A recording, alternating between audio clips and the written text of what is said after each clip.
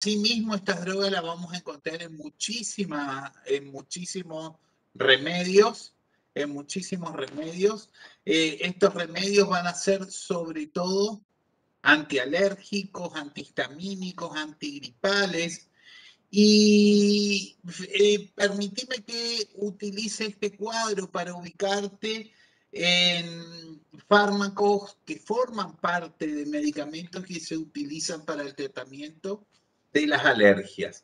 Mira, comencemos con el primer nivel de este cuadro al hablar de alergias. Dame un segundito, voy a buscar el marcador. Acá está. El marcador. Bueno, vamos a tener los antialérgicos. ¿Qué son antialérgicos? Drogas y medicamentos que se utilizan para el tratamiento de síntomas de alergia.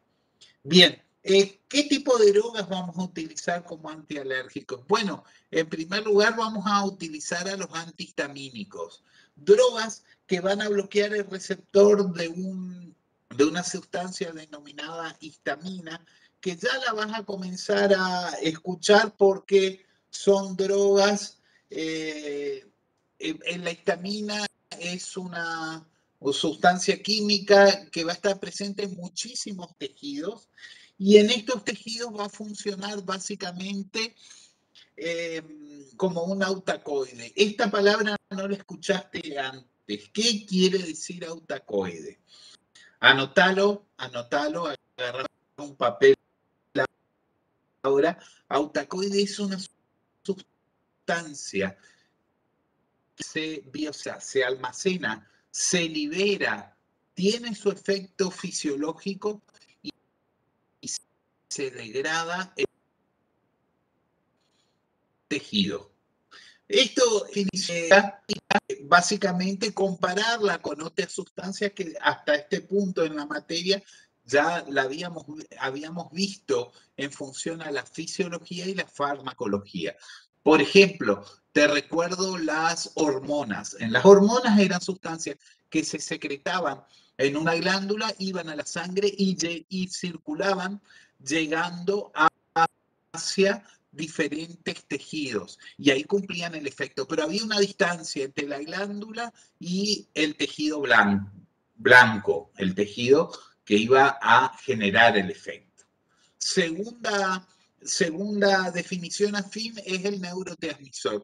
Es una sustancia también, pero que se forma en el cuerpo de la neurona, se almacena en vesículas y que va a conducirse a través del axón hasta el botón sináptico, ¿sí? Y ahí se libera en el proceso, en la estructura sináptica y va a desencadenar un efecto biológico. Bueno, pero está ligado a un sistema nervioso y sináptico. Ahora hablamos de una sustancia que se va a producir, almacenar, liberar, generar un efecto biológico, pero degradar en el mismo tejido. Fíjate, compáralo con la definición de hormona y la definición de neurotransmisor. Bien, el segundo concepto que quería decirte es, quizás vos lo estudiaste en biología. En biología vos vas a tener unas células, las células se combinan y se interrelacionan entre sí y forman lo que se denomina un tejido. Pero el tejido va a tener un funcionamiento coordinado. Este tejido va a estar coordinado por mediadores químicos entre las células. Y vos ya los conocés algunos de estos mediadores de fisiología. En inmunología, por ejemplo, todas las interleuquinas, los factores de maduración de granulocitos, de linfocitos, ¿sí? Vas a encontrar muchísimas sustancias que actúan dentro de los tejidos. Te doy otro ejemplo, en la fisiología del estómago vas a tener a la secretina, la colecistoquinina. Bueno, son todas sustancias que se secretan y van a regular el funcionamiento de un tejido. ¿Sí? Bien, entre ellos vamos a tener a la histamina. Ahora te voy a explicar de la estructura de la histamina y de sus receptores para que te puedas ubicar al hablar de las drogas. ¿Sí? Bueno, entonces vamos a tener drogas que bloquean el sistema de histamina y que nosotros vamos a llamar antihistamínicos. Sin embargo, también vamos a tener otras drogas antialérgicas que no son antihistamínicas. Por ejemplo, algunas que ya estudiamos. Yo me acuerdo que les enseñé a ustedes cuando hablábamos de aparato vegetativo, ahora hablamos de las feniletilaminas, ¿sí? Feniletilaminas. ¿Cuáles? Y te acordás, todas las del aparato simpático, adrenalina, noradrenalina, pero también hablamos de las fenilpropanolaminas. Las fenilpropanolaminas eran derivados que se conocían a partir de la estructura de la efedrina. ¿Te acordás la efedrina? Las que eran levo se unían a los receptores alfa-adrenérgicos produciendo vasoconstricción. Y ahí disminuía el tamaño, la hiperemia y la congestión en las mucosas y la podíamos utilizar como antialérgico, pero son antialérgicos no antihistamínicos. Y ahí lo tenés, acá tenés los dos principales, la pseudoefedrina y la efedrina. Y finalmente te voy a mostrar otra serie de drogas antialérgicas que son los corticoides, los famosos corticoides. Vamos a dar un par de clases de corticoides. ¿Sí? Los corticoides son drogas que derivan de la estructura de las hormonas, de la corteza suprarrenal. Las naturales son el cortisol y la cortisona. Y bueno, por cambios estructurales que vamos a ver en las próximas clases, vamos a tener drogas como la dexametasona y la betametasona. ¿Sí? Bueno, pero la clase de hoy nos vamos a dedicar a hablar de los antihistamínicos. Y para que vayas esquematizando la cabeza en este punto, los antihistamínicos se clasifican en dos grandes tipos. Los de primera generación, que son los más antiguos, van a tener muchos efectos secundarios. Y ya te adelanto los efectos secundarios para que los recuerdes. Van a producir sueño y sedación. Y los antihistamínicos de segunda generación no tienen estos efectos adversos, pero tienen un efecto un poco menor, menor que los de primera generación. ¿Sí? Bueno, para ilustrarte lo que te estoy contando, déjame que te muestre esto, que te vas a cansar de vender en la farmacia. Cura Plus. ¿Qué es Cura Plus? Es un antigripal. ¿Por qué no analizamos juntos qué tiene este antigripal? Tiene bromexina. ¿Qué es bromexina? Un agente que disminuye la viscosidad de las secreciones y es un antitusivo. ¿Qué tiene más? Clorfeniramina. ¿Qué es clorfeniramina? Sí, un antihistamínico de lo que vamos a hablar hoy. Después tiene paracetamol. ¿Qué es el paracetamol? Un antiinflamatorio con muy pocos efectos adversos. Y finalmente, ¿qué tiene pseudoefedrina? ¿Qué es pseudoefedrina? Un antialérgico no antihistamínico. Seguramente alguna vez vos mismo usaste o compraste Cura Plus y te vas a cansar de venderlo en tu farmacia. Mirá, acá te muestro otro, Refrianex compuesto. ¿Qué tiene Refrianex compuesto? Paracetamol, el antifebril y el analgésico, pseudoefedrina, lo mismo, el antialérgico no antihistamínico, bromexina, el antitusivo, y clorfeniramina, el antihistamínico que vendría a ser nuestro tema de la clase de hoy. Bueno, entonces voy a comenzar a hablarte de los antihistamínicos. Los antihistamínicos son una familia enorme de drogas que van a bloquear el receptor de histamina tipo 1. Ya te voy a mostrar qué es la histamina, pero los receptores de histamina tipo 1 están en el músculo liso bronquial y gastrointestinal y también en el cerebro son los responsables de la constricción del músculo liso bronquial y vascular, ¿sí? Y de la activación de nervios eferentes vagales de la vía aérea, de receptores de la tos, del aumento de la permeabilidad vascular y de las manifestaciones de irritación local, sobre todo de la comezón del prurito. En términos médicos, la comezón se denomina prurito, así como de la liberación de mediadores de la inflamación o del reclutamiento de células inflamatorias. Bueno, te explico. El sistema histaminérgico, el sistema histaminérgico funciona como un sistema de alarma frente a agresiones o el daño a los tejidos. Cuando vos estudies anatomopatología o fisiología, vas a estudiar el fenómeno inflamatorio y vas a ver que el fenómeno inflamatorio es un fenómeno que tiene los tejidos que para actuar como defensa y reparación frente a algún daño o noxa, y que hay mediadores que son tempranos, mediadores que son intermedios y mediadores que son tardíos. Bueno, imagínate que vos vengas, te dobles el tobillo, te caigas o te golpees. Lo primero que vas a encontrar que se te hincha el tobillo. Bueno, después con el tiempo el tobillo te empieza a doler porque se tarda un poco en aparecer el dolor. Bueno, estas son fases de la inflamación y los mediadores de la fase temprana son la histamina y lo que va a producir es una a nivel de los capilares tisulares van a producir una vasoconstricción capilar a nivel venular con un aumento de la permeabilidad capilar, lo que va a hacer que el líquido del compartimiento vascular hacia el líquido extracelular. Es el mecanismo de edema, es decir, se hincha la lesión. Principio del proceso inflamatorio.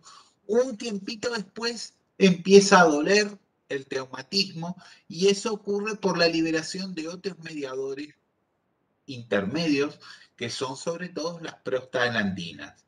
Bueno, el mediador temprano del proceso inflamatorio es la histamina que estamos hablando hoy. Y vos me vas a preguntar, ¿quién libera la histamina? ¿Cómo está en todos los tejidos? Bueno, mira, en esta imagen que tenés en esta transparencia, dame un segundito, quiero bajar el marcador. En esta transparencia vas a encontrar esta célula. Esta célula que tiene muchos gránulos la vamos a encontrar casi todos los epitelios mucosos, también está en la piel, se llama mastocito. El mastocito va a estar lleno de una serie de granos. Y esta, ¿sí? Bien, la histamina va a estar en el citoplasma acumulado en estas granulaciones. Hay sangre también que va a estar llena también de vesículas con histamina y esta célula se llama eosinófilo, ¿sí? Eosinófilo. Bueno, estas células están cargadas de histamina y cuando estas células liberen la histamina va a comenzar al principio el proceso inflamatorio. Bien, pero ahora te quiero contar algo que tiene que ver con el mecanismo de liberación de la histamina. En primer lugar, cualquier rotura o lesión del mastocito a nivel de la piel, de las mucosas, va a liberar esta histamina que está en el mastocito y se va a producir así la hinchazón y el comienzo del proceso inflamatorio, ¿sí? Como medida de defensa, pero también hay otro mecanismo por el cual el mastocito se puede se puede desgranular.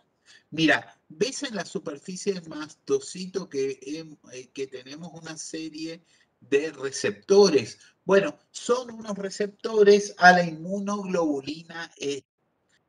Son receptores al factor constante, el FC, de las inmunoglobulinas. Y la inmunoglobulina E tiene la capacidad de unirse ahí y producir la desgranulación del mastocito, ¿sí? A la liberación de histamina y tenemos un proceso inflamatorio, ¿sí? Ahora bien, la unión de los receptores a la inmunoglobulina E funciona también en función de la ley de acción de masas. Y el linfocito B, los linfocitos B secretan esta inmunoglobulina. Entonces, si vos alguna vez fuiste muy alérgico y fuiste algún especialista o a un clínico, recordarás que cuando te pidieron el estudio de sangre, te habrán visto para decirte si sos una persona alérgica la concentración de inmunoglobulina E. Por eso se pide. Y también la medición de los eosinófilos. La medición de eosinófilo en sangre. Bueno, esto para que veas que todo tiene sentido. Si alguien quería hacer una pregunta. ¿Como la dermatitis atópica? ¿Hola? Hola, sí, ¿se escucha? ¿Cómo qué me decías? En la dermatitis atópica pasa esto, ¿no? Exactamente. ¿Y sabes qué? En la dermatitis urticariana y en la rinitis también. Correcto, correcto. Bueno, entonces fíjate cómo no te estoy mintiendo, te estoy de alguna manera volviendo a lo que vos ya estudiaste en inmunología.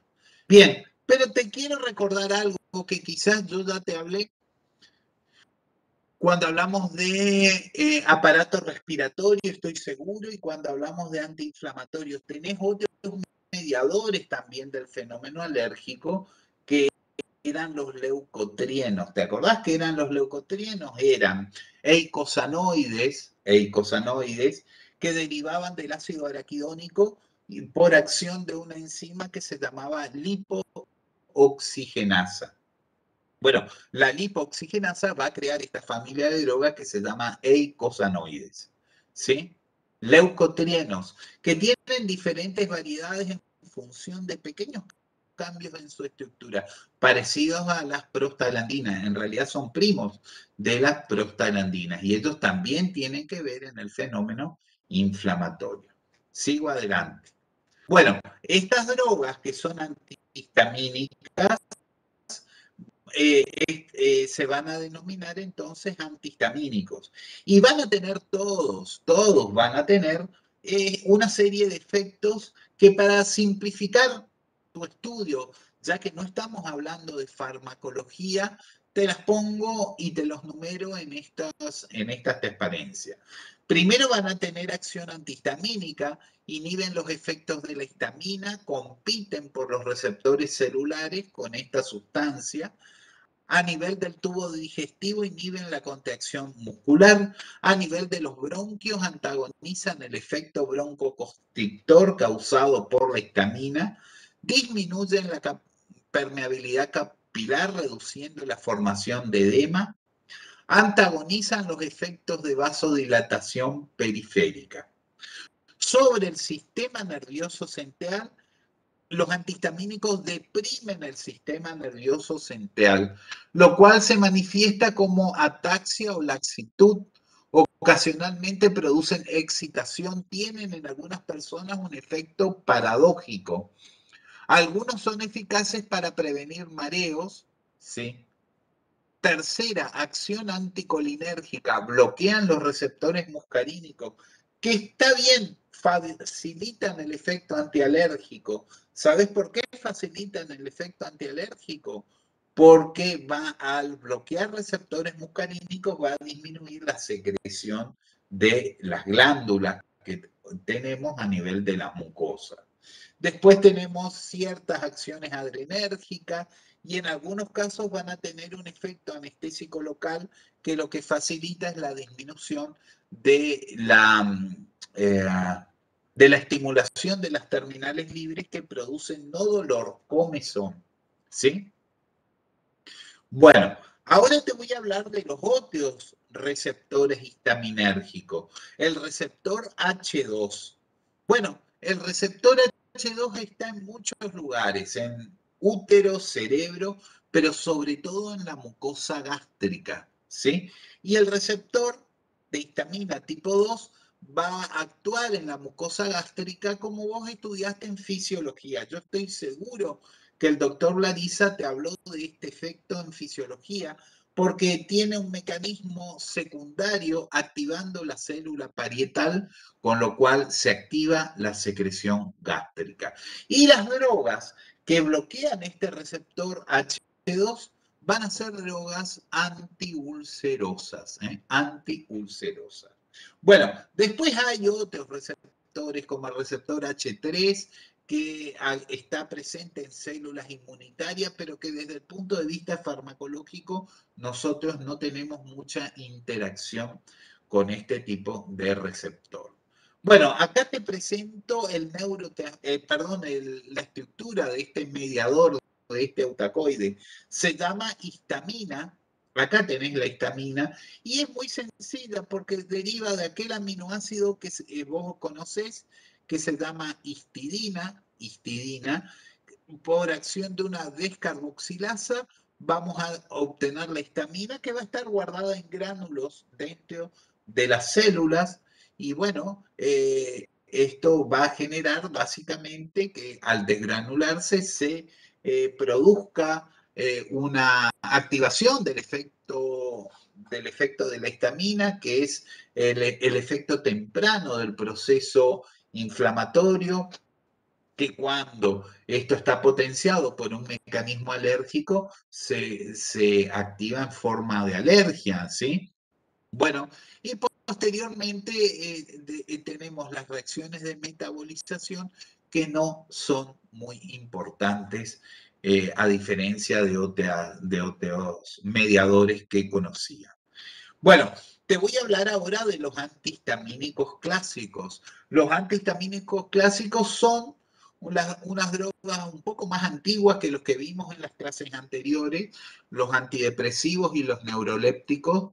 En realidad, aquellos psicofármacos derivan de los antihistamínicos, como te mostré. Bueno, los antihistamínicos clásicos van a tener muchas familias, por lo menos 4 o 5, pero son fáciles de estudiar. ¿Por qué? Porque son cambios isostéricos de un mismo eje molecular.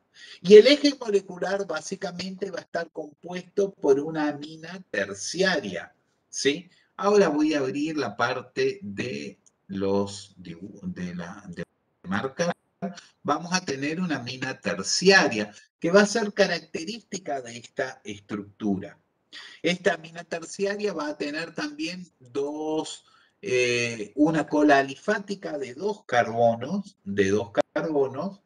y vamos a tener después un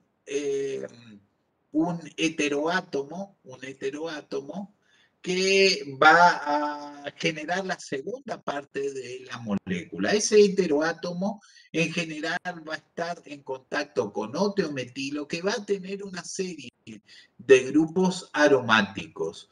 Los grupos aromáticos, ustedes recuerdan, son ricos en electrones, con lo cual vamos a tener un momento dipolar, eso que estudiábamos en química orgánica, un momento dipolar de atracción tipo inductiva hacia el heteroátomo, ¿sí? Acá tenemos un oxígeno, acá tenemos un nitrógeno, acá tenemos otro nitrógeno. ¿Por qué yo te decía que los psicofármacos derivaban de estas estructuras? Porque te acordás que los antidepresivos, los neurolépticos, sobre todo los antidepresivos, tenían 3 carbonos en la cola alifática. Los antihistamínicos tienen sobre todo 2, ¿sí? Bien, ahora analicemos un poco la segunda parte de la molécula. Mira, tienen que formar un dipolo con un átomo electronegativo a partir de grupos aromáticos, y estos grupos aromáticos básicamente van a tener este pequeño efecto electrónico que te decía, pero sobre todo un efecto de tipo estérico, un efecto estérico. Primero se pensó que era importante el efecto dipolar, ¿sí? Con átomos electronegativos, pero después se descubrió que manteniendo el efecto estérico, la droga también, aunque no tuviese carga o un efecto inductivo, también seguía conservando el efecto antihistamínico. ¿Sí? Bueno, esto que hablamos acá está escrito en esta parte de la lámina, y sí, lo que podemos decir es que los diferentes heteroátomos que van a formar la molécula le van a dar el nombre diferente al grupo de antihistamínicos. Por ejemplo, cuando es un carbono, vamos a tener el grupo de las alquilaminas. Cuando es un oxígeno, vamos a tener el grupo de las etanolaminas. ¿Por qué? Porque fíjate, es un etanol, es un éster del etanol y una amina. Cuando tengamos dos nitrogenos, vamos a tener antihistamínicos derivados de las etilendiaminas, porque acá voy a tener un etilen que se une a dos grupos aminos, ¿sí?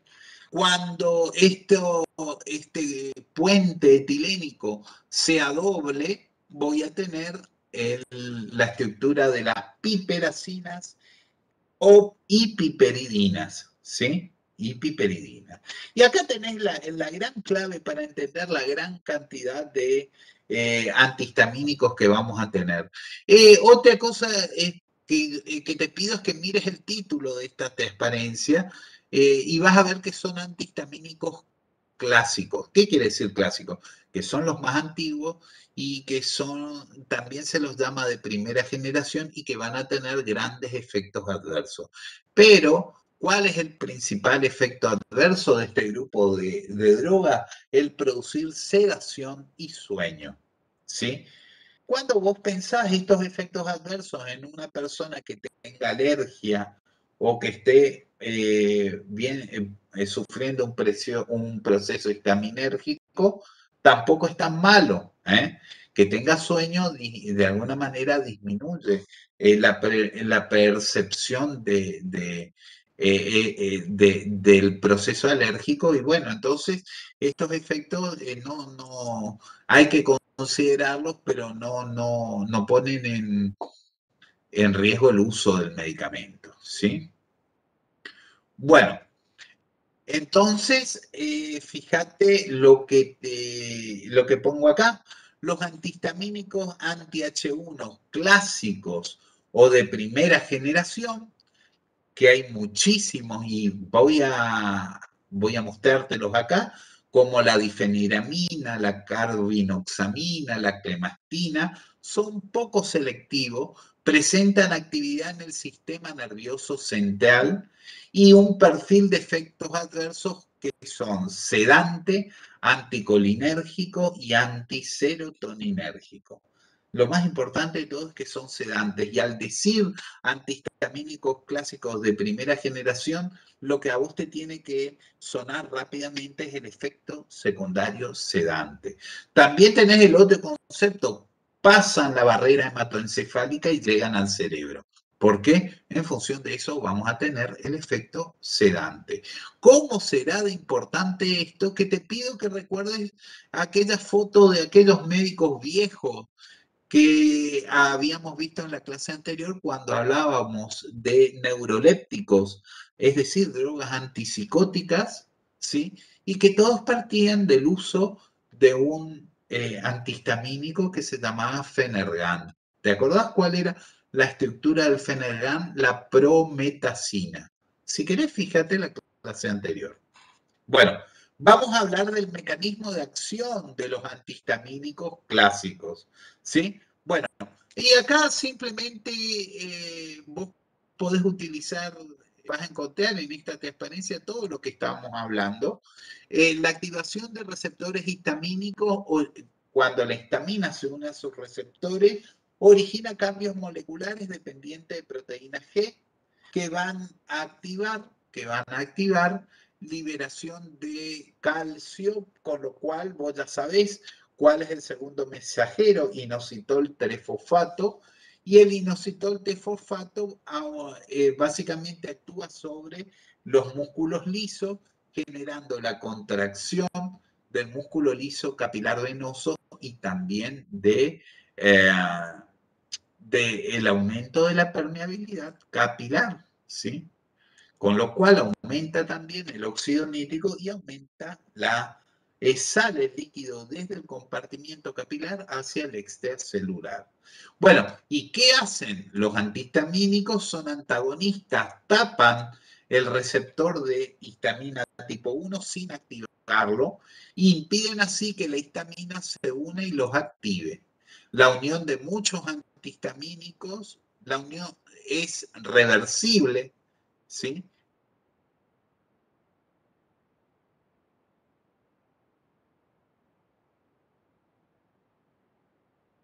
Un efecto antihistamínico más prolongado y más potente. Entonces, si vos tenés que reducir en 4 palabras el efecto de los antihistamínicos, bloquean el receptor de histamina tipo 1, ¿sí? Y los de primera generación bloquean incluso los receptores cerebrales y en función de eso vas a tener el efecto secundario sedante, Bueno, entonces empiezo a mostrarte la familia de los antihistamínicos. Vos entendiste muy bien, estoy seguro que ustedes entendieron la relación estructura-actividad, entonces voy ahora a mostrarte la familia de las alquilaminas. ¿Por qué alquilamina? Y porque carecen de heteroátomo y es la familia más elemental. Mira, vamos a ver que cumplen totalmente la relación estructura-actividad que habíamos visto. Acá tenés la amina terciaria, acá vas a tener el puente de dos grupos etílicos y aquí este carbono que tenemos acá, ¿sí? Con dos grupos aromáticos que, sobre todo en esta estructura, lo identificamos más con un efecto estérico, un efecto estérico, es decir, su bloqueo está más dado por el volumen de los grupos aromáticos.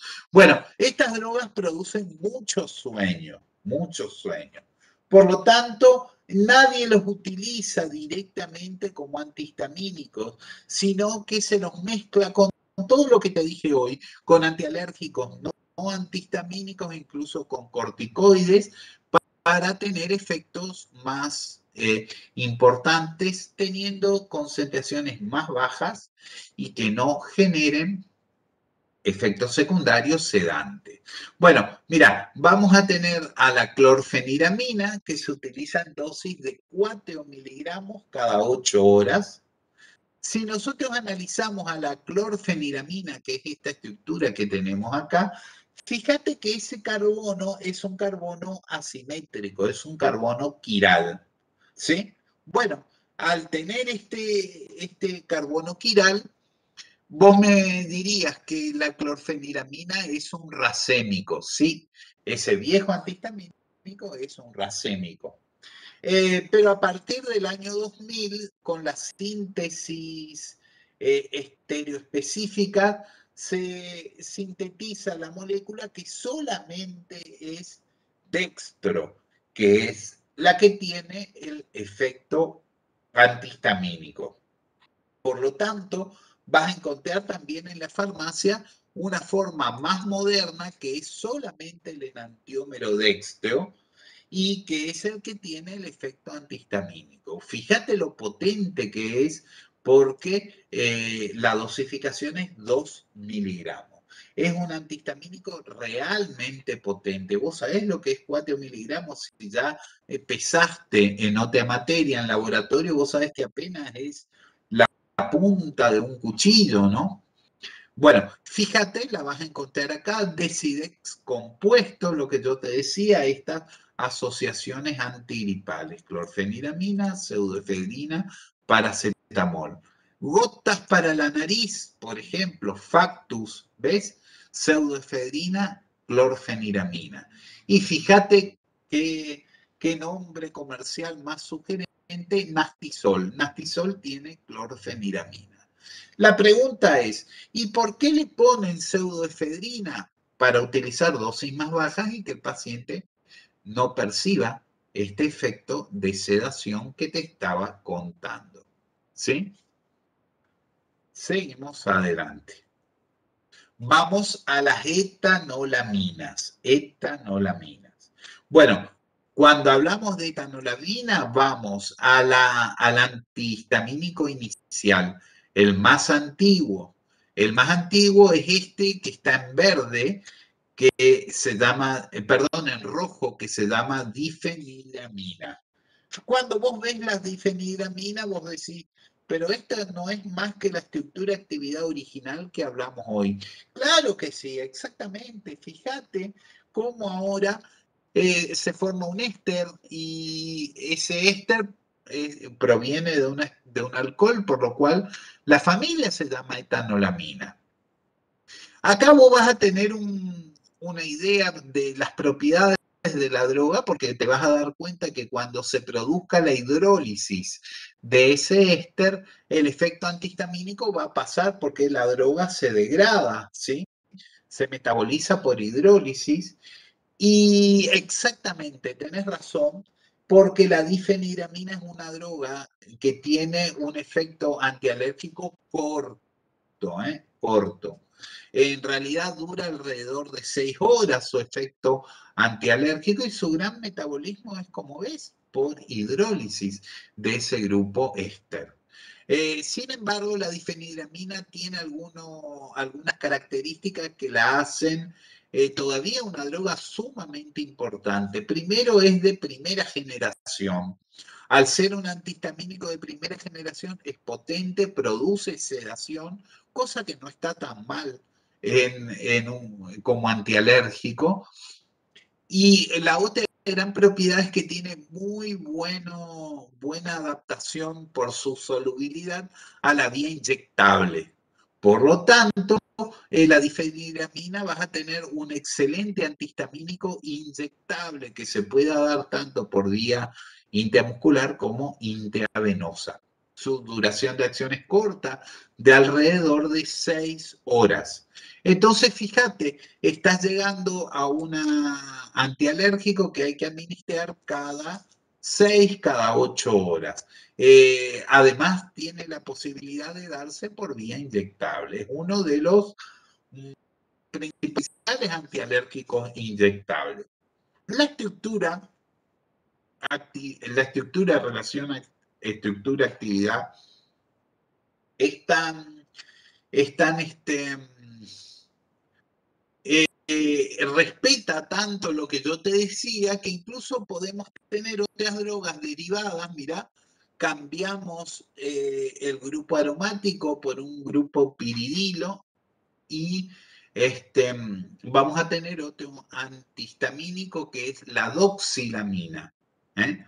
La doxilamina. Finalmente hay una estructura, no hay mucho en Argentina, no tenemos formas comerciales en Argentina que se llama clemastina. La clemastina corresponde también a la misma estructura actividad, solamente que el grupo amino forma parte de un grupo o de un heterociclo saturado.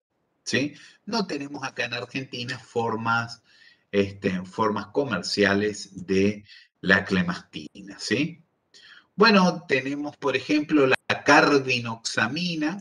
La carbinoxamina es esta estructura que tenemos acá, la de abajo, y como ustedes ven, todos respetan muy bien la relación estructura-actividad con muy pocas variaciones, pero lejos, la droga más importante que vas a tener es la difenidramina. Mira, La difeniramina es el Benadryl cápsulas, el Benadryl auténtico en cápsula.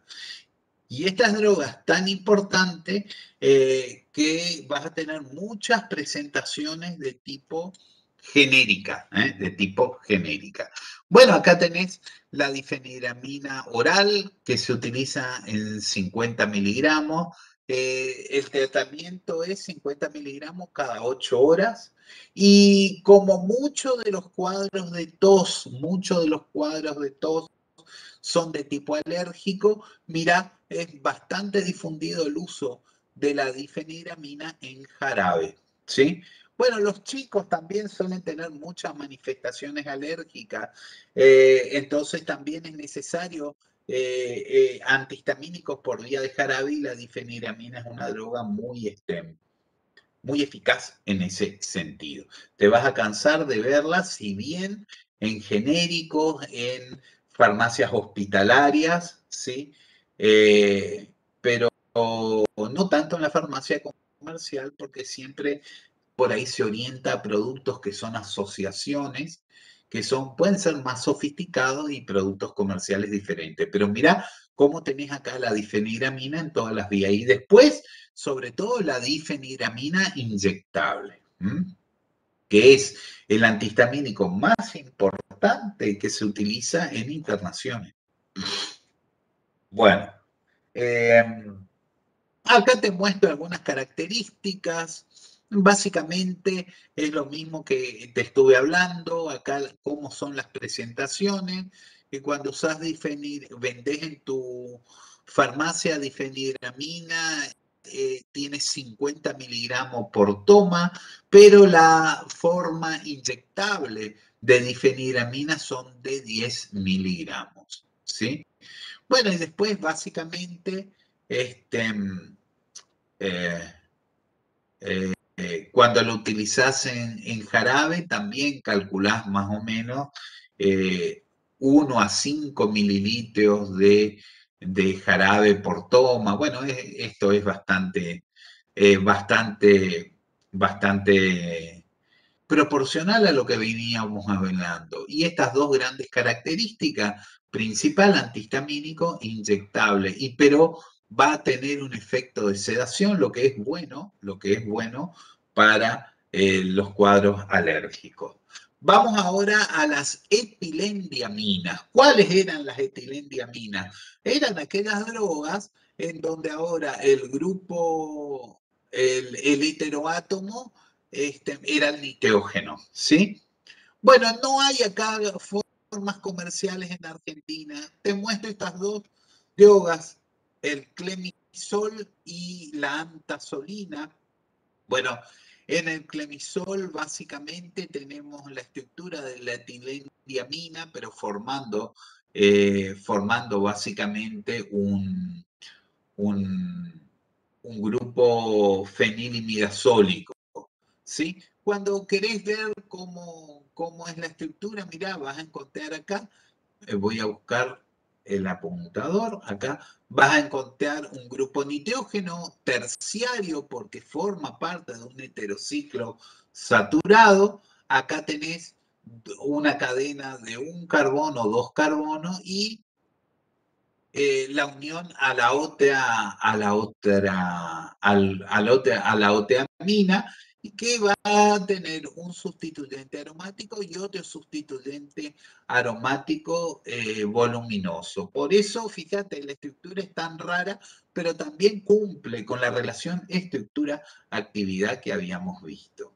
Y acá ni que hablar en el caso de la antazolina, donde básicamente la droga tiene la forma de una imidazolina. Bueno, pero de todas maneras no las tenemos acá en Argentina, pero son drogas de las cuales podés llegar a escuchar hablar alguna vez, y al ver esto te vas a recordar que son antihistamínicos clásicos. Bien, acá viene lo más extraño que vas a tener, una cosa que llama la atención con los antihistamínicos, y es algunos efectos especiales a nivel del sistema nervioso central. Escuchá bien esto porque es bastante extraño. Yo, como te di psicofármacos en la clase pasada, te hablé de los neurolépticos y te hablé, y quiero que recuerdes aquella foto de los médicos de los años 50 que utilizaban el neuroléptico prometacina, que era el Fenergan, por su efecto sobre el sistema nervioso central como antipsicótico. Esa fue nuestra última clase. Bien, y ocurre que todos los antihistamínicos clásicos pasan la barrera hematoencefálica, llegan al cerebro y ahí van a radicar su gran efecto sedante, este efecto secundario sedante del que estaba hablando. Pero, también van a tener ciertos efectos, escuchen bien, a nivel de producir vasodilatación en algunos capilares del sistema nervioso central. Al aumentar la circulación en algunos capilares del sistema nervioso central, vamos a tener algunos efectos especiales. Por ejemplo, esta droga que te muestro acá, que quiero mostrártela porque es un ejemplo de una droga compuesta. ¿Ustedes se acuerdan cuando hablábamos en las primeras clases definición de droga simple, droga compuesta? Y yo utilizaba sobre todo el opio para hacerte la diferencia entre la droga simple y la droga compuesta. Por ejemplo, el opio sería una droga compuesta y por aquellas familias de alcaloides que eran morfina y papaverina. ¿Se acuerdan de eso? Y yo después te decía que para química medicinal vos, cada droga, el opio no era una droga, sino que cada estructura era una droga. Por ejemplo, papaverina por un lado, morfina por el otro, y opio no existe en química medicinal. ¿Se acuerdan de eso que hablábamos? Hola. Hola. Sí, profe. Bueno, acá te doy un ejemplo de una droga moderna compuesta, La droga se llama dimenhidrinato y miren bien lo que es la asociación de la difenhidramina, el antihistamínico, con una molécula de trimetilsantina. Vos ya la estudiaste en farmacognosia, es la cafeína o es sobre todo la cafeína, ¿sí? Estudiaron esas metilsantinas. Bueno, cuando nosotros tenemos asociadas estas dos moléculas, la droga pasa al sistema nervioso central y empieza a tener un efecto anticinetócido. Te digo que es un efecto anticinetócido. Impide el mareo, ¿sí? Disminuye el estímulo del mareo. ¿Sí? Bueno, ¿qué es lo que vamos a tener? Vamos a tener básicamente uno de los principales productos que vos vas a vender en tu farmacia contra el mareo. Mirá, acá tenés la droga, se llama dimenhidrinato, es una droga compuesta y el producto medicinal se llama Dramamine, el producto farmacéutico. Cada comprimido va a tener 50 miligramos y bueno, el uso es más o menos práctico. Se da un comprimido cada 4 o cada 6 horas hasta suprimir el mareo. Y se suele utilizar en los viajes náuticos, cuando se viaja en agua o para los viajes largos, aunque sean en auto o en colectivo, para disminuir la sensación de mareo. No tienen muchos efectos adversos, se da en niños, se da en adultos y también es uno de los tratamientos admitidos para el mareo durante el embarazo. Durante el embarazo. Entonces, fíjate qué raro esto, una droga compuesta, cuyo mecanismo de acción y efecto farmacológico es totalmente diferente a la droga original. Bueno, en la farmacia vas a tener el Dramamine. ¿Cómo se toma? Un comprimido cada 8, cada 6 horas, se puede volver a repetir ¿sí? ¿Cuál es la dosis máxima? Y 8 comprimidos por día en un adulto, ¿sí? Paso al siguiente. ¿Alguien quiere hacer alguna pregunta acá? ¿No? Seguimos. Bueno, vamos a ir ahora a las piperacinas. Piperacinas. Bueno, la historia de las piperacinas comienza básicamente con la hidroxicina, esta droga que vas a ver acá, ¿sí? La hidroxicina. La hidroxicina va a cumplir de movida la relación estructura-actividad que habíamos visto siempre para los antihistamínicos piperacínicos. Mira, un nitrogen terciario con un puente de 2 carbonos con un nitrógeno acoplado a un carbono que va a tener 2 grupos aromáticos. Bueno, este puente es doble, por eso tenemos una estructura piperacínica. Y así aparece esta droga que tenemos acá, la hidroxicina. Bien, la hidroxicina es una de las drogas más potentes como antihistamínico y tiene también una propiedad particular, se concentra en la piel. Al concentrarse en la piel, vamos a tener la droga más potente como antipruriginoso para sacar como para eliminar la comezón y el prurito. Cualquier tipo de prurito, el alérgico, por ejemplo, pero cuando estés trabajando a nivel hospitalario vas a encontrar que muchas enfermedades hepáticas como la cirrosis, la insuficiencia hepática pueden cursar con prurito, ¿sí? Y para ellos también se utiliza la hidroxicina. La hidroxicina es un antihistamínico, pero te cuento, se vende con receta archivada como una benzodiazepina. ¿Por qué? Porque tiene un gran efecto sedante, produce una gran sedación, ¿sí? Fuera de eso, es una droga con un tiempo de vida media relativamente largo y que es un recurso terapéutico importante para el tratamiento de cualquier síntoma de comezón o de prurito.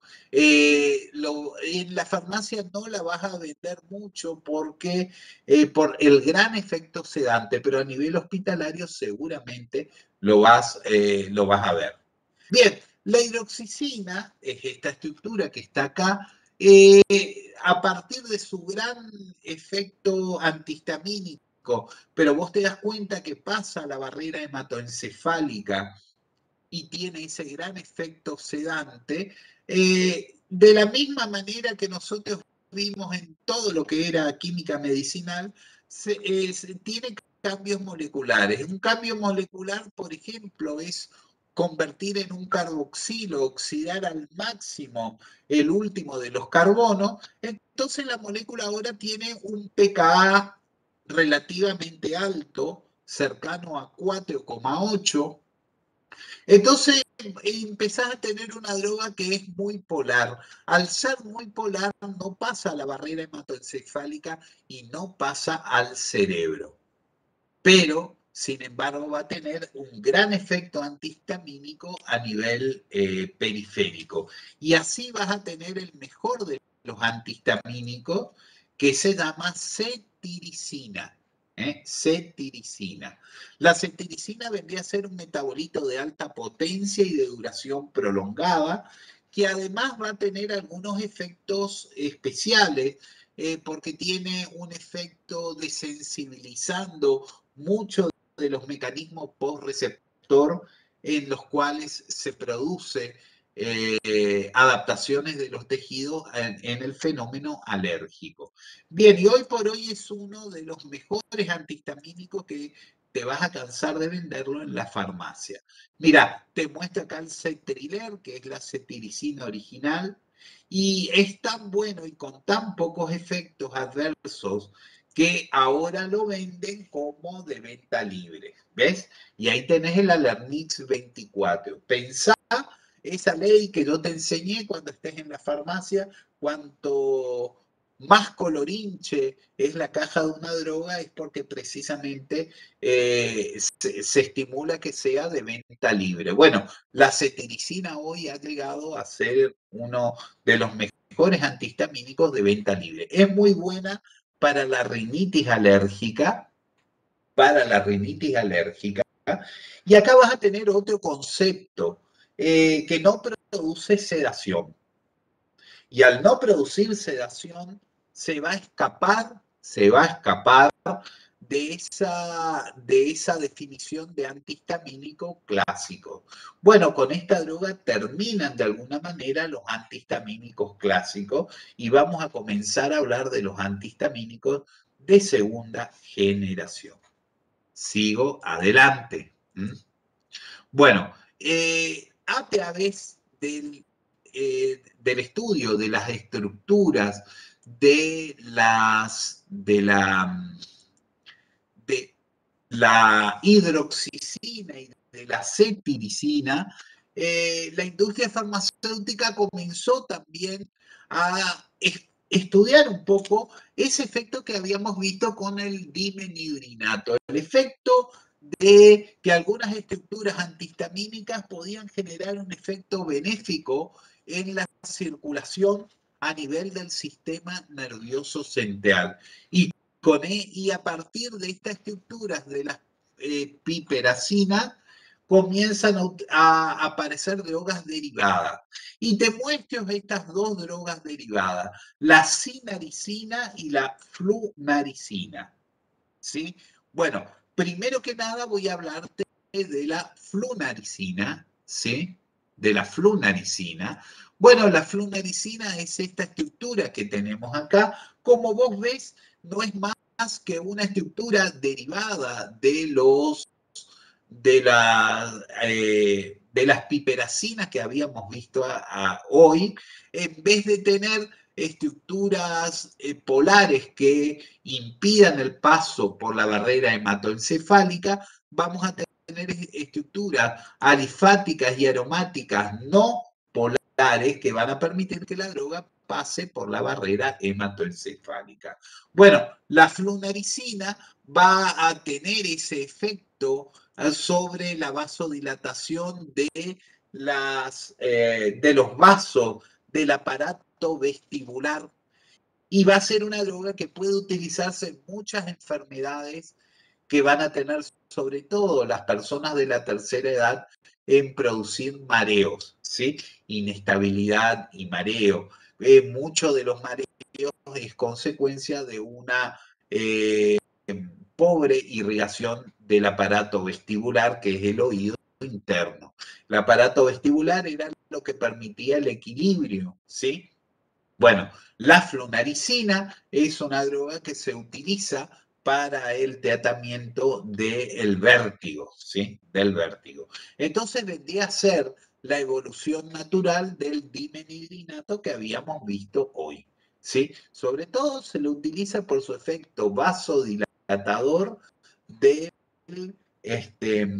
de la irrigación del aparato del equilibrio. No lo vas a vender tantos en la farmacia.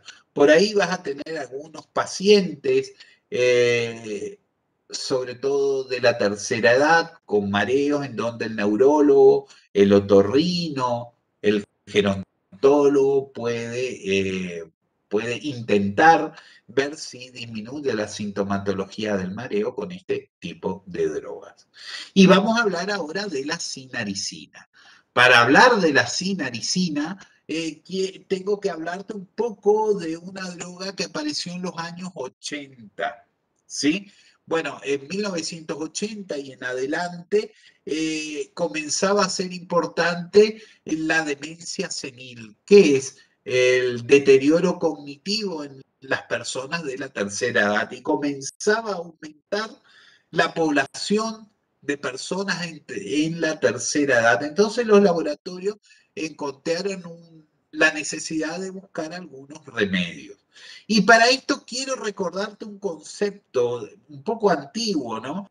Vos hoy, por ejemplo, hablás de una forma bastante frecuente de lo que es la enfermedad de Alzheimer. ¿sí? De lo que es la enfermedad de Alzheimer. ¿Sí? ¿Te acordás de la enfermedad de Alzheimer? Que es el deterioro cognitivo en pacientes de la tercera edad. Bien, correcto, correcto. Bueno, en la década de los 80 se hablaba que el déficit cognitivo ocurría por la arteriosclerosis. ¿A vos también te suena de decir que una persona de la tercera edad con arteriosclerosis iba a tener un déficit cognitivo? ¿Les suena a ustedes eso? Bueno, entonces se pensaba que la demencia senil era un proceso que afectaba especialmente la irrigación cerebral. Con lo cual la sinaricina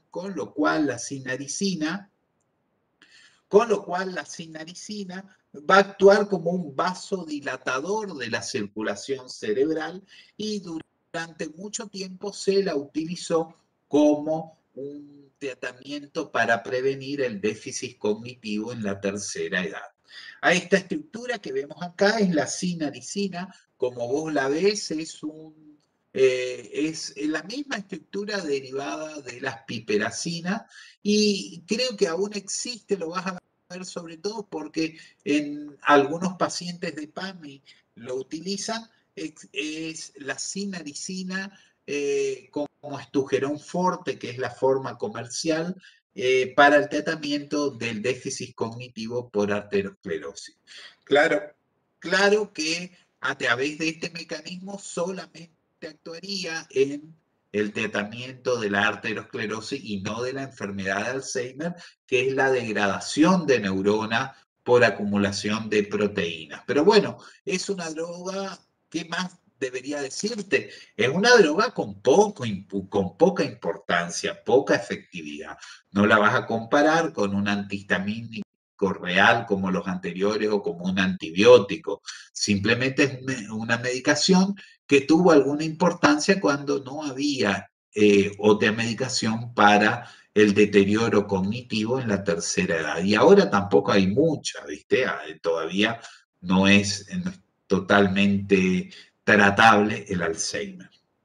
Bueno, vamos ahora a los antihistamínicos de segunda generación. Primera idea que tenemos que tener de los antihistamínicos de segunda generación es que vienen de la primera generación. Mirá, metete por acá, aprovechando la relación estructura-actividad de la primera generación, vamos a obtener antihistamínicos de segunda generación. Te adelanto algo para que no te pierdas. ¿Qué es un antihistamínico de segunda generación? Un antihistamínico que no presenta sedación. Tiene pocos efectos a nivel del sistema nervioso central, entonces no produce sedación. Y entonces, fíjate, el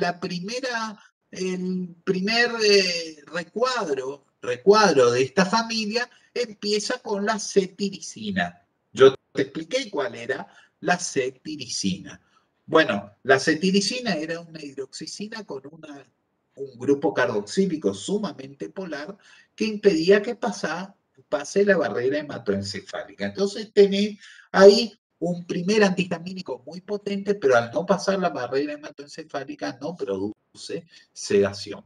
Bueno, de ahí en más arranca la segunda generación. Y los puros van a ser los que tenés acá a nivel de los cuadrados amarillos, ¿sí? Las difenilpiperacinas, que te voy a mostrar unas evoluciones de las drogas anteriores y sobre todo las cromonas o las derivados del biciclooctadieno, cromonas o derivados del biciclooctadieno. ¿Sí? Bueno, ahora te los voy a ir presentando. Dentro de las difenilpiperacina vamos a tener a una droga oxatomida que ya desapareció, que no existe, y una droga que se llama fexofenadina, que es el mejor antihistamínico que existe en la actualidad por su potencia, por sus efectos prolongados, pero lo que vos sabés en farmacología, si es evolucionado, es nuevo, es caro y nadie paga mucho por el tratamiento de una enfermedad alérgica. Pero te la voy a mostrar más adelante.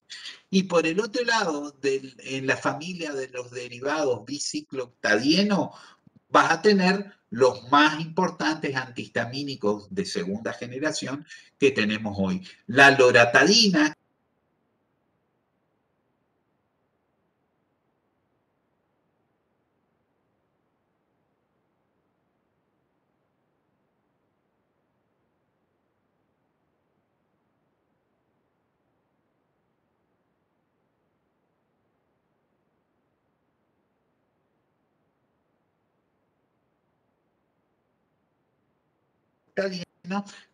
que son fármacos orexígenos. ¿Qué quiere decir orexígeno? Aumentan el apetito. Aumentan el apetito. Bueno, ¿qué características tienen los antihistamínicos de segunda generación? No producen sedación, todos tienen un tiempo de vida media prolongado y en general se utilizan en una o en dos tomas diarias. Bueno, y vamos a hablar rápidamente de la farmacología de estos antihistamínicos. Bueno, el mecanismo de acción de los antihistamínicos de segunda generación no es solamente bloquear el receptor de histamina. Suelen tener otros mecanismos, sobre todo en la célula que libera la histamina, produce una inhibición de la desgranulación del mastocito, o sea que no actúa en el receptor de la célula que recibe la histamina, sino que bloquea la liberación.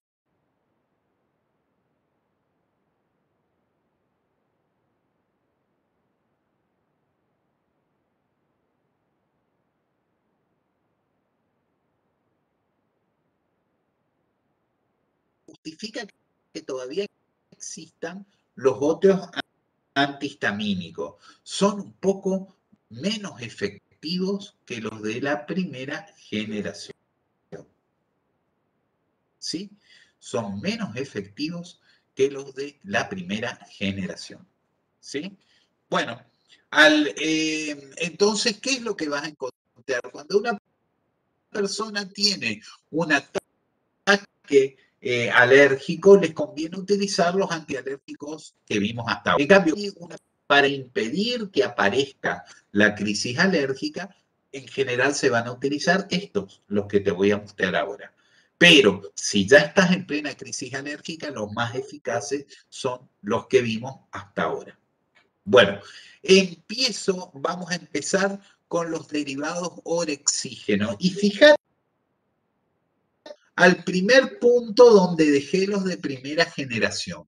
Voy a comenzar todavía con estructuras piperacínicas, ¿sí? Y con esta estructura piperacínica aparece un antihistamínico que ya no hay en el mercado, se llama buclicina. Como vos ves, una estructura piperacínica natural, como las que habíamos visto, ahora el sustituyente sobre el nitrógeno no es uno alifático con insaturaciones, sino que es simplemente un grupo aromático. La buclicina fue una droga que ya no existe, pero que también contribuyó en el estudio de las últimas que te dije, y tenía tres grandes efectos. Primer efecto, un antihistamínico regular, inferior, sin embargo, a hidroxicina y terfenadina. El otro efecto era un efecto antiemético, ¿sí? Inhibía los vómitos, ¿sí? Sin embargo, no mejor que los otros antieméticos que tenemos, que vamos a ver en el cuatrimestre que viene. Y en tercer lugar, las personas que utilizaban la buclicina se incrementaba el apetito, querían comer más.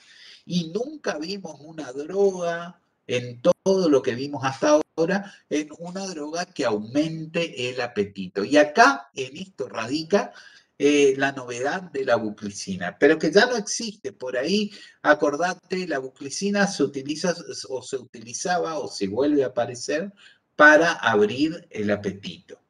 Pero comienza a trabajarse con este tipo de relación, estructura, actividad, y se llega a una estructura denominada cromonas, ¿sí? Y ya estoy hablándote de ese hexágono amarillo, o dibenzo, cicloctano, dibenzocicloctano, que nos van a dar una estructura que de alguna manera sigue cumpliendo la relación estructura-actividad.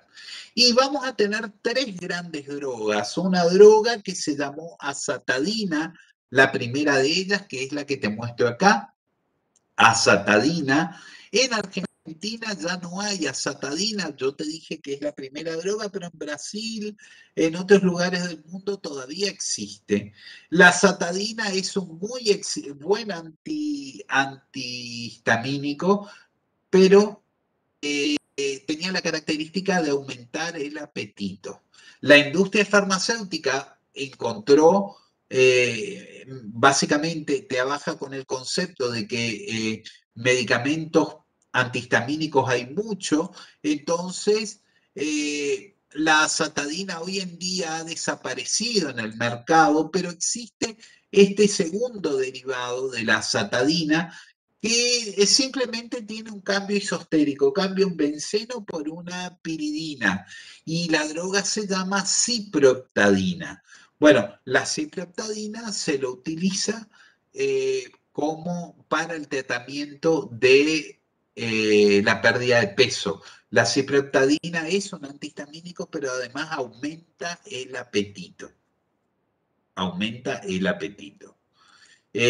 Una de las presentaciones comerciales de la ciproheptadina es el Ciprovit, ¿sí? Entonces, Ciprovit cálcico, básicamente forma parte de productos complementarios de la nutrición, ¿sí? Se lo utiliza también en el tratamiento de la anorexia en pacientes con Alzheimer. Básicamente, la ciproheptadina se lo utiliza como droga orexígena. Bien, y acá aparece el derivado de acción puramente antihistamínica, dado que yo te había contado que desapareció la azatadina, y se llama loratadina. Bien, la loratadina, cuando ves en su estructura, está formada por un éster, ¿sí? Acá tenés el grupo éster. Este grupo éster básicamente hace que la loratadina en su metabolismo tenga una primera reacción metabólica, que es la hidrólisis de ese éster. Por hidrólisis de ese éster aparece un metabolito activo que se llama desloratadina. Desloratadina. Bueno, la desloratadina también se utiliza como antihistamínico, el propio metabolito se utiliza como antihistamínico. Y hoy en día son los antihistamínicos más utilizados, más potentes. De segunda generación, ¿por qué? Y porque no produce sedación, porque tiene un tiempo prolongado de vida media, la dosis es simplificada. Y bueno, vas a encontrar básicamente que además de inhibir la desgranulación del mastocito, tiene algunos mecanismos diferenciales con respecto a los antihistamínicos clásicos, ¿sí? Bueno, esto hace que la loratadina merezca una propia transparencia, merezca una propia transparencia. ¿Por qué? Porque te vas a cansar de vender loratadina en gotas para niños, en comprimidos para adultos, en jarabe. Las presentaciones en adultos son de 10 miligramos, en niños se utiliza de alrededor de 5 miligramos. Como el tiempo de vida media es prolongado, se utiliza una sola dosis por día. Pensá lo complementario que son. Todavía existe la difenidramina, tenés que dar 50 miligramos cada 8 horas. produce un efecto antihistamínico más potente, pero produce sueño. Y al mismo tiempo en la farmacia vas a tener loratadina, una droga menos potente, pero se utiliza una sola vez por día y tiene una duración de acción prolongada. ¿Sí? Bueno, en general tiene muy pocas contraindicaciones, por lo cual vos la vas a vender muy fácilmente en la farmacia, muy fácilmente en la farmacia. Y en función de eso, mira, ya tenés incluso presentaciones de venta libre de loratadina. Mirá, ahí tenés, por ejemplo, loratadina, aerotina, y siempre acordate mi regla, cuanto más quiera hacer de venta libre, más colorinche es la caja. Acá tenés el Tapsin, ¿sí? Fíjate que hasta en la propaganda dice que es una sola toma diaria, ¿sí? Y acá tenés la loratadina, pero en su forma ética de medicamento, digamos, con troquel de venta controlada, que es el Claritine, la marca original de Sherin Plus. ¿Sí? Y para terminar, fíjate, muchos chicos tienen tos de tipo alérgica por una traqueitis. Entonces, fíjate, acá tenés formas en jarabe de asociaciones de loratadina con pseudoefedrina, ¿sí? Con pseudoefedrina. Claritina más un antialérgico no antihistamínico. Acá tenés también el otro concepto, la asociación de un antihistamínico de segunda generación como la desloratadina. Desloratadina, te recuerdo que era el metabolito activo de la loratadina y en el caso de Frenalerco asociado con betametasona, otro, otro antialérgico como corticoide en sí. ¿Sí? Bueno, vas a encontrar muchísimos tipos de asociaciones de este tipo en la farmacia. Sigo adelante. Bueno, hasta ahora yo te hablé muy bien de la loratadina, de una droga con un buen efecto antialérgico, pero especialmente que inhibe la aparición de la crisis alérgica. Y también te dije que los antihistamínicos se podían utilizar para prevenir el broncoespasmo. Sí, desde hoy habíamos dicho eso. Bueno, el primer concepto que vamos a tener es que podríamos utilizar entonces la loratadina en forma profiláctica para pacientes que tengan asma de tipo alérgica. Sí, correcto, exactamente la loratadina se utiliza de esa manera, pero la industria farmacéutica también ha generado una molécula similar a través de todo lo que estudiamos de sustitución isostérica. Mirá, cambió uno de los bencenos por un grupo tiofeno, ¿sí?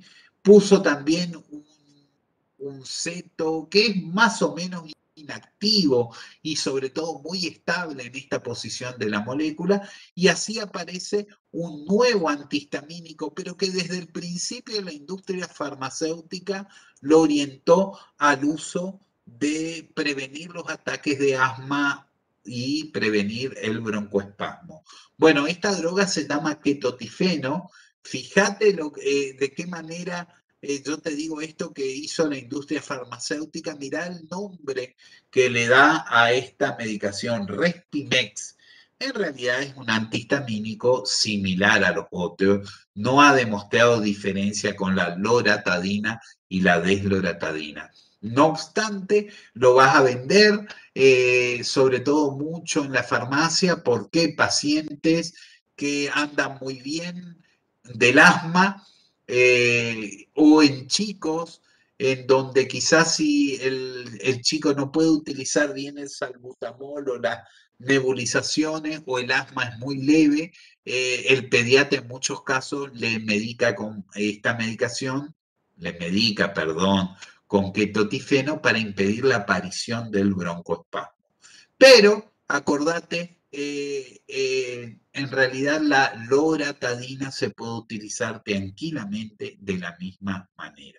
Loratadina, desloratadina o ketotifeno, a través de lo que estudiamos, van a tener efectos similares, salvo nomás el concepto comercial, en donde sí los laboratorios le otorgan una mayor, un mayor efecto al ketotifeno. Bueno, entonces seguimos hablando ahora, vamos a avanzar por el otro carril. Acordate aquel hexágono amarillo, el otro hexágono amarillo. Yo bajé por el primer hexágono, que eran los dibenzocicloheptanos, ¿sí? Bueno, ahora vuelvo al otro rectángulo amarillo y voy a hablar de los piperacínicos de segunda generación. Quedamos nosotros con la cetiricina, ¿sí? ¿Te acordás por qué la cetiricina la pusimos ahí? Porque no causaba sedación y basta eso para decir que es de segunda generación. Bueno, entonces la industria sigue trabajando y llega a un antihistamínico que se denomina oxatomida. Bueno, hoy ha desaparecido la oxatamida. La oxatamida era importante porque acá comenzó un estudio serio en relacionar el efecto de este antihistamínico con inhibir que el mastocito se desgrane. No es que iba y tapaba el receptor de histamina tipo 1, sino que inhibía la desgranulación del mastocito. De todas maneras, oxatomida hoy no hay muchas presentaciones y dio lugar sobre todo a esta gran droga, la terfenadina.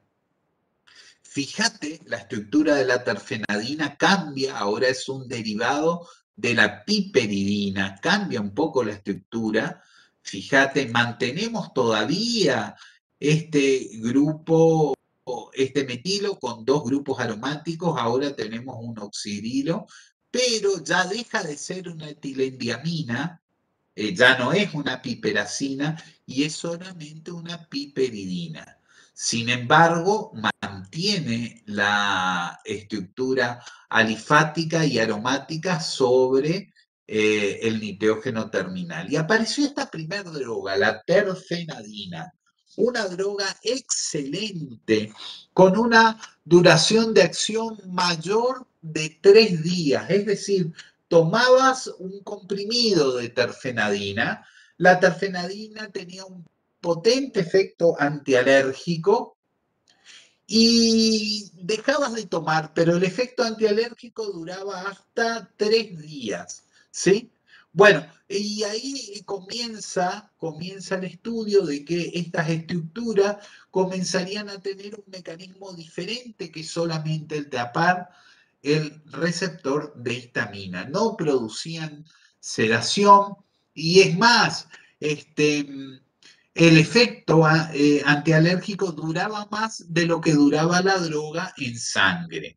Entonces, básicamente la terfenadina se largó al mercado con un éxito especial porque era casi el antihistamínico perfecto. Pero ¿qué es lo que pasó? Rápidamente se retiró del mercado porque tenía toxicidad cardiovascular. Hubieron muchas muertes por paro cardíaco entre los que utilizaban terfenadina, con lo cual allá por 1998, cerca del año 2000, se retira la terfenadina a nivel mundial. Quiero que veas la estructura. Hasta acá tenemos una relación estructura-actividad de una piperidina, pero quiero que veas acá la cadena alifática, el grupo aromático, y acá vas a ver un grupo metilo terciario. Bueno, esta es la terfenadina. La industria farmacéutica siguió trabajando en la estructura de la droga. ¿Por qué? Porque la terfenadina era perfecta desde el punto de vista antialérgico. Lo que pasa es que tenía toxicidad cardiovascular. básicamente lo único que hizo fue cambiar un poco la estructura por un metabolito de la terfenadina, que básicamente es la introducción de un carboxilo en uno de los metilos terminales, con lo cual la droga mantiene las características de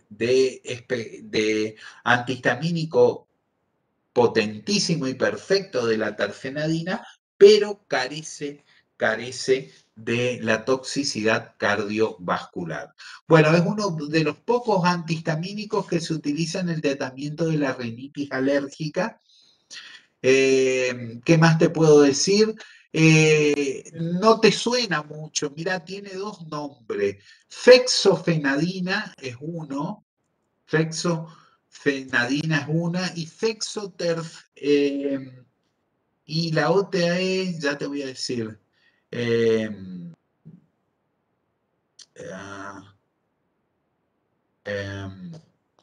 fexofenadina, y después tiene otro sinónimo, ¿sí? Me voy a acordar después y te lo digo.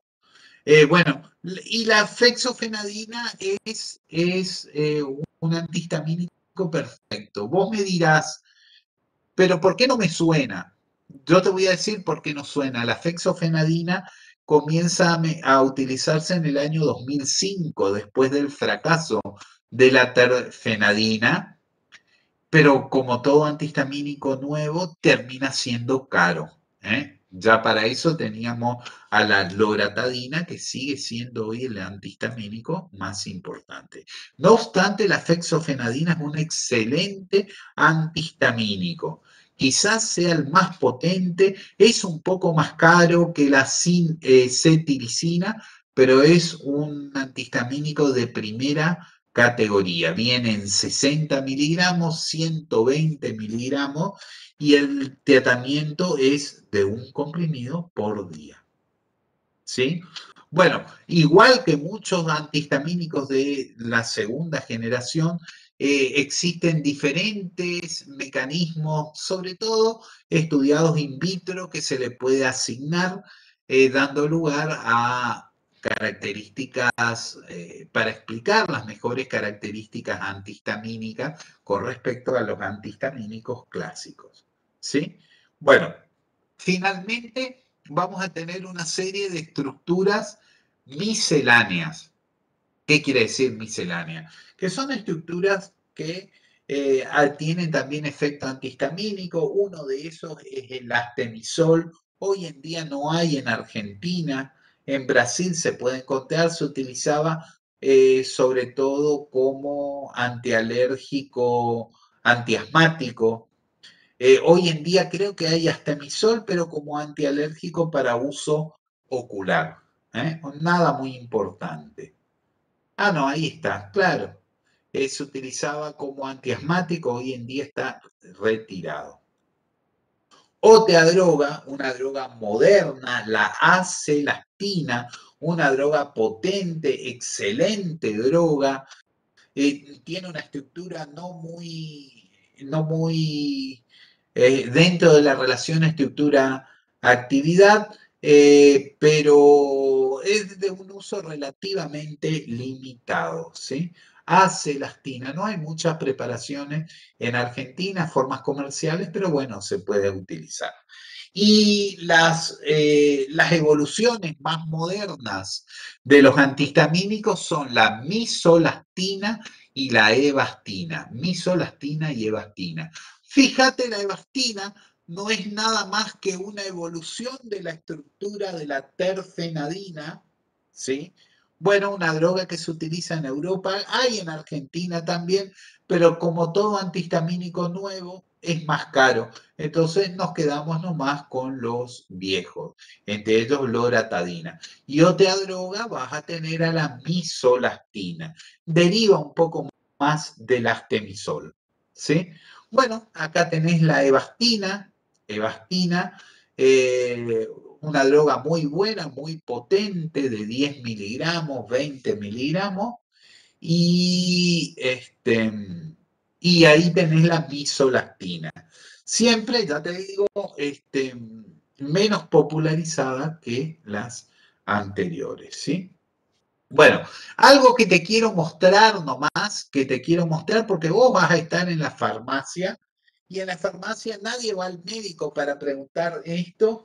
Eh, Básicamente la comezón y los eczemas de mecanismo alérgico. Bueno, el mecanismo es más o menos este que tenés acá. Llega un alérgeno a través de la piel, se une a la inmunoglobulina E en el mastocito que está en la piel.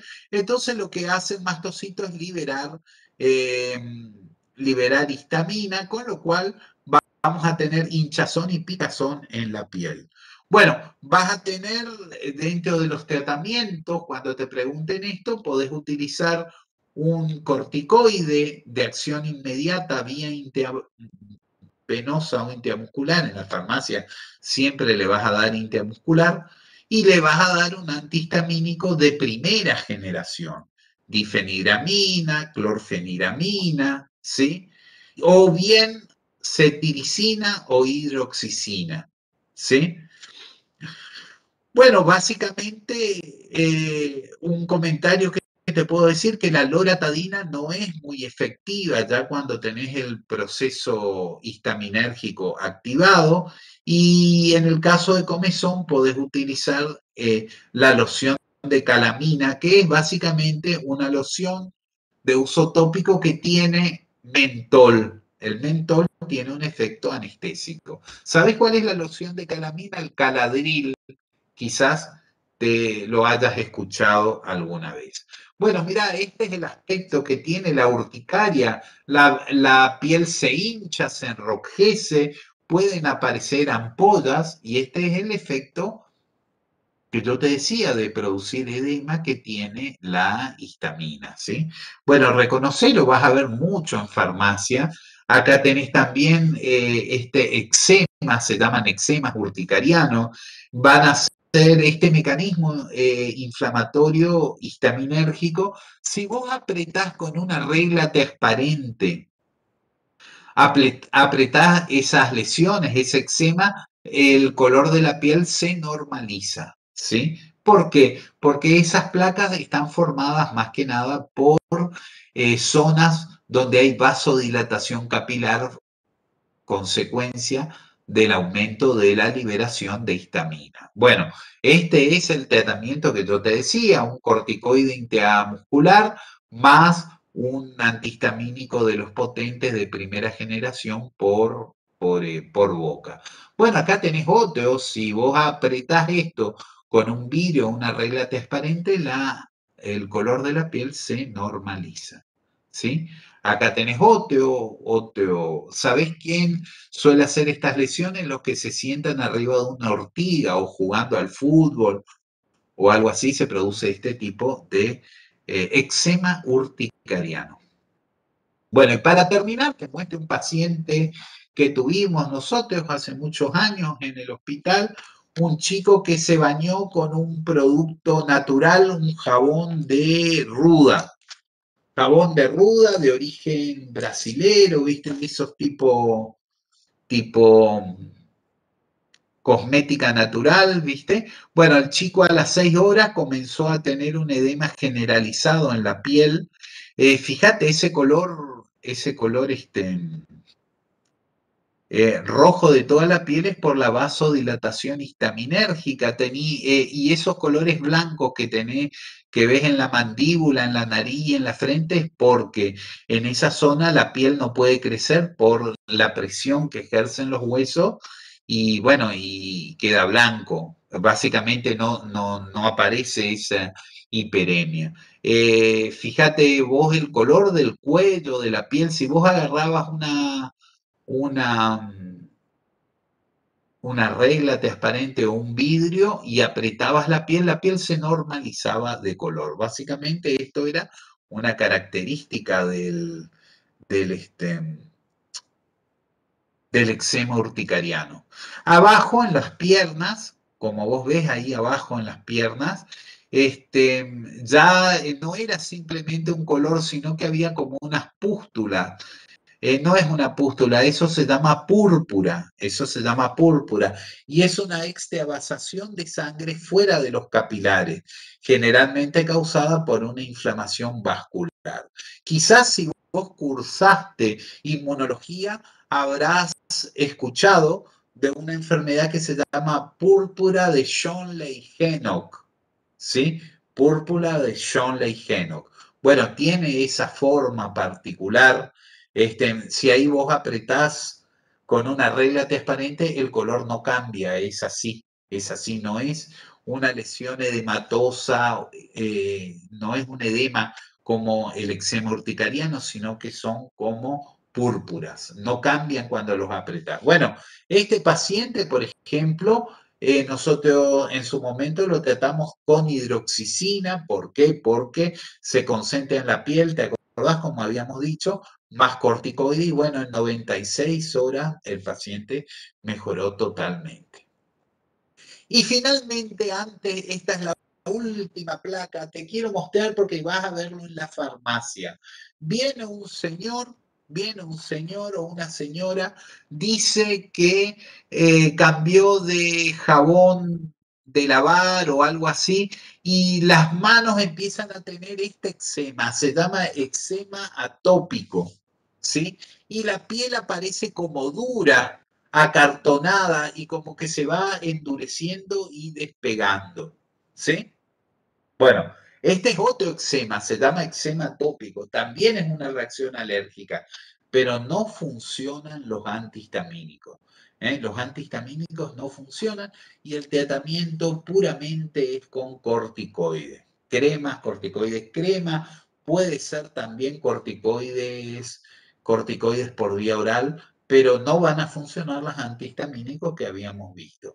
Entonces, cuando vos tenés, ya te decía, un eczema, sobre todo en el cuerpo, donde no hay hiperkeratosis, andan los antihistamínicos. A estos pacientes le tenés que dar corticoides y cremas de corticoides. Bueno, eso es todo. Si alguien quiere hacer alguna pregunta, abro el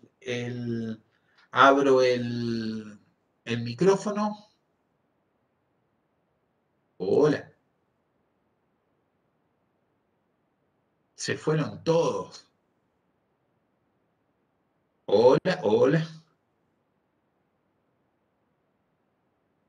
Hola, hola, hola. Profe,